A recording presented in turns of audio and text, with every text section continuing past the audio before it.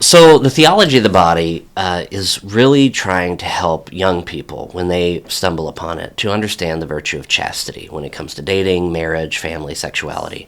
And chastity is integrating our sexuality into the rest of our humanity so that we can live a life of true, authentic, lasting happiness. When teens, adolescents, young adults stumble upon the message of the theology of the body concerning the topics of sexuality, spousal love, marriage, and family, it's naturally going to give them this sense of direction concerning that very desire for intimacy with the other sex, the longing for companionship, and the desire to start a family together.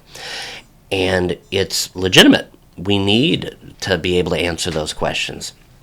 So the theology of the body breaks down the ideas of love and responsibility that John Paul II was writing about decades before by providing an adequate anthropology, meaning a total vision of man. What does it mean to be human, and how can we live our lives in a way that brings true, lasting happiness?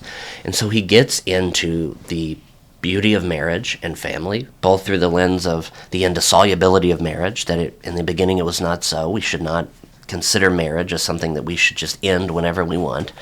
It's something God designed for us to remain in covenant with each other until death do we part, to love one another all the days of our life, to not lust after one another, to not commit adultery in our hearts as we look upon others, so rooting out things like pornography and lust and sexual promiscuity, both before marriage and obviously within marriage, to have total commitment to one another.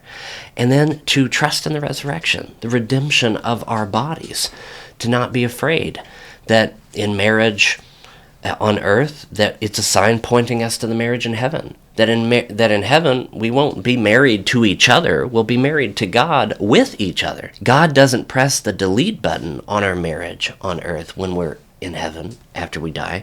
He presses the complete button because that marriage, that was a sign pointing us to heaven.